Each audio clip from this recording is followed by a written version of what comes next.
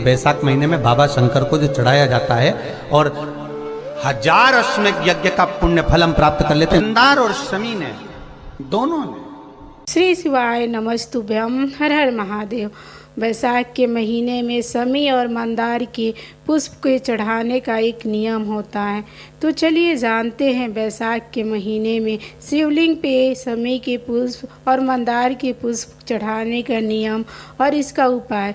इस बैसाख में आप ज़रूर करें इस उपाय को। तो चलिए गुरु जी से जानते हैं शमी के पुष्प को चढ़ाने का नियम। मिलकर भगवान शिव की आराधना करी और देवादिदेव महादेव ने वर दे दिया, सुनो शमी और सुनो मंदार, यदि कोई भूल से भी आपकी पत्ती, आपका पुष्प मुझे समर्पित कर देगा, सुनो मंदार, सुनो शमी, अगर कोई भूल से भी आपकी पत्ती, आपका पुष्प मुझे समर्पित कर देगा, उसे 1000 अश्वमेध यज्ञ के स्नान का जो पुण्य होता है वो एक क्षण में प्राप्त हो। 1000 अश्वमेध यज्ञ का पुण्य, 1000 अश्वमेध यज्ञ का पुण्य एक क्षण में प्राप्त हो। ये मंदार, ये शमी, 1000 अश्वमेध यज्ञ का पुण्य एक साथ। शमी की पत्ती देखिए आप लोगों ने, जम के तो बोले जरा, देखिए मंदार पुष्प भी देखा हुआ है।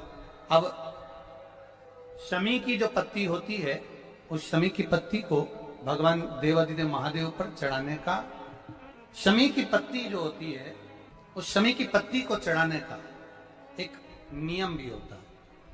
थोड़ा सावधानी से सुनना इस नियम को, जो आपके जीवन को सार्थक बना सकता है। शमी की पत्ती को चढ़ाने का एक नियम है, बड़ा सुंदर नियम, आपके जीवन में उतारने लगा।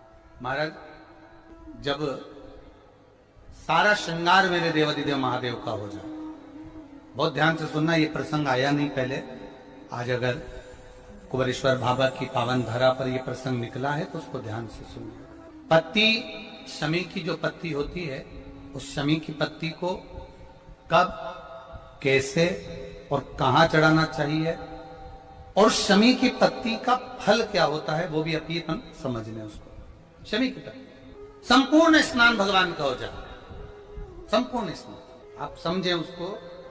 जैसे ये शिवलिंग है, जलाधारी, जल निकल कर जाने का स्थान, गणेश, कार्तिकेय, अशोक सुंदरी, जलाधारी मतलब माता पार्वती जी का हस्त कमल, शिवलिंग शिव का स्वरूप, ऊपर जो जलाधारी लगी है उसमें से एक एक बूंद जो पानी नीचे गिर रहा है, जो पानी नीचे गिर रहा है, शिव जी की बेटियां जया, विषहरा, शामली बारी, दौतली, देव, शिव जी की पुत्री बेटी। जब देवादिदेव महादेव को शमी का पत्ता चढ़ाया जाता है, कब चढ़ाते हैं, जब आपने संपूर्ण जलाधारी को हाथ से साफ कर दिया हो, शिवलिंग पर जल चढ़ा दिया हो, शिवलिंग का पूरा श्रृंगार आपने कर दिया, संपूर्ण श्रृंगार मेरे देवादिदेव महादेव का हो गया, संपूर्ण श्रृंगार। बाबा को चंदन का लेपन, अबीर, गुलाल, अक्षत, बेलपत्र, धतूरा, जो भी तुम्हें चढ़ाना है सब कुछ तुमने चढ़ा दिया, सारा श्रृंगार मेरे देवादिदेव महादेव का हो गया।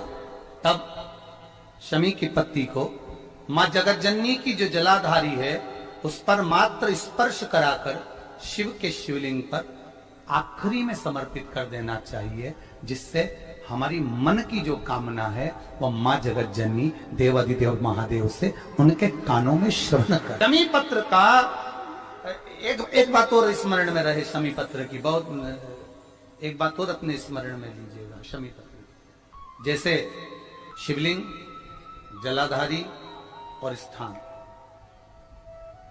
जब बहुत ज्यादा मात्रा में दरिद्रता होती है, बहुत ज्यादा मात्रा में बहुत कष्टमय जीवन, जब तुम्हारी चित्त वृत्ति में आए, जब तुम्हारे मन में आए, धन भी नहीं है, पैसा भी नहीं है, बहुत दरिद्रता का जीवन है, बहुत दुखी जीवन, तब बेलपत्र और शमी पत्र का प्रयोग जरूर करके देखना। प्रैक्टिकल करने में कुछ नहीं जाता, प्रैक्टिकल करने में क्या जाता है, करके देखना। उस समय पर वो कहते ना कि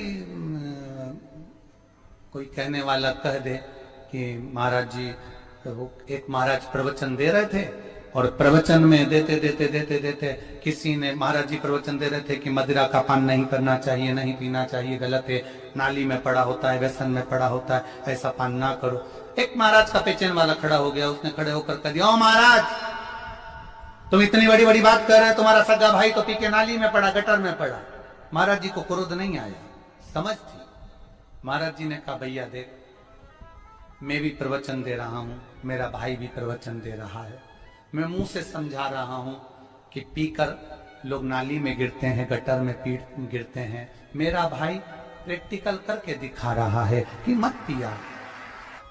प्रैक्टिकल वाली बात है। शमी पत्र बेलपत्र का एक बार जीवन में प्रैक्टिकल कर देखना, प्रैक्टिकल करना। जैसे आपको कहा कि आपका विश्वास अगर पक्का है, भरोसा अगर दृढ़ है, और शंकर के प्रति अगर आपका विश्वास पक्का है, शंकर कह रहे हैं, मां उमा से, मां पार्वती से, मेरा महेश कह रहा है, मेरा बाबा भोलेनाथ, मेरा बाबा विश्वनाथ, मेरा त्रिकालदर्शी कैलाशी अविनाशी कह रहा है कि हे पार्वती,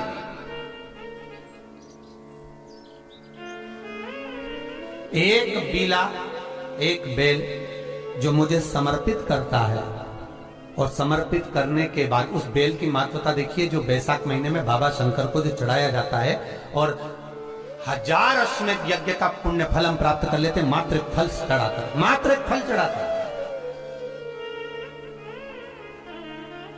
हे पार्वती,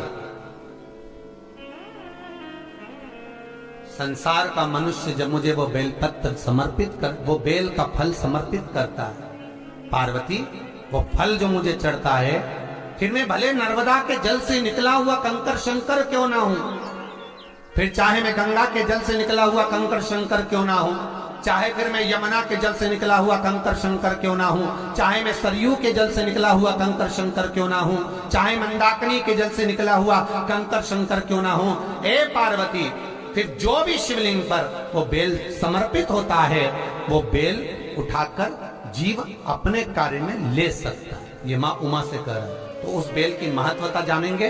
अब अपन उस बेल को जानने के लिए वापिस स्कंद पुराण में चले, तो स्कंद पुराण में लिखा हुआ है कि जो बेल बैसाख के महीने में शंकर को चढ़ाया जाता है, वो बेल का फल उठाकर रख लिया जाता है।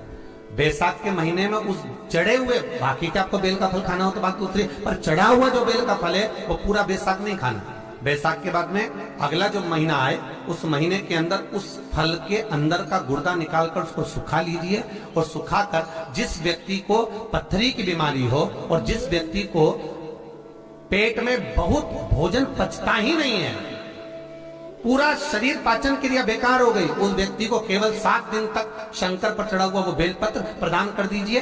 पथरी भी बाहर और पाचन क्रिया भी ठीक, जिंदगी भर तकलीफ नहीं। उस बैसाख में उस फल की इतनी महत्वता बाबा भोलेनाथ स्कंद पुराण, लिंग पुराण, नर्मदा पुराण, पद्म पुराण के अंतर्गत, शिव महापुराण के अंतर्गत वर्णन कर, उसकी महत्वता है। वो बेल का फल साधारण नहीं हो सकता। अब मंदार का जो पुष्प होता है, आंकड़े का जो फूल होता है, एक सफेद कलर का भी होता है और एक गुलाबी कलर का भी होता है। देखा है आप लोगों ने? बोलो, जम के बोलो, देखा है ना? गुलाबी कलर का जो पुष्प होता है वो, आप मंदार का, आंकड़े का जो गुलाबी कलर का पुष्प होता है, आप टीवी पे देख रहे होंगे, एक सफेद देख रहे होंगे, एक मंदार का गुलाबी फूल, नीला कलर का फूल देख रहे होंगे। जो नीला कलर का जो पुष्प होता है, गुलाबी कलर का जो आंकड़े का फूल होता है, प्रयास करना विषम परिस्थिति में फंस गए, विषम परिस्थिति, जब आपको लग रहा है कि मुझे बहुत भय लग रहा है, कुछ बुरा होने वाला, आपको लग रहा है आज मेरी उल्टी आंख बहुत फड़क रही है, कुछ गड़बड़ होने वाला, आपको लग रहा है मेरी सीधी आंख फड़क रही, कुछ गड़बड़ होने वाला, तब केवल वो नीला जो गुलाबी पुष्प है मंदार का, उसको कहीं से लाकर शिवालय में अशोक सुंदरी वाली जगह पर स्पर्श कर कर शिवलिंग पर आप चढ़ा दीजिए। आपकी विषम परिस्थिति कैसी भी होगी, वो रास्ता बनाकर बाहर निकल जाएगी, आपको फंसना नहीं, परेशान नहीं। मंदार आकर सफेद आंकड़े का पुष्प भी भगवान शिव को समर्पित होकर श्री शिवाय नमस्तुभ्यम, हर हर महादेव। तो इस उपाय को आप ज़रूर करिए। मंदार और समी का उपाय वैशाख के महीने में आप ज़रूर करिए। तो आशा करती हूँ यह वीडियो आपको पसंद आई होगी। वीडियो पसंद आई होगी तो वीडियो को लाइक करें और ऐसे ही वीडियो देखने के लिए हमारे चैनल को सब्सक्राइब करें और कमेंट में हर हर महादेव लिखना ना भूलें।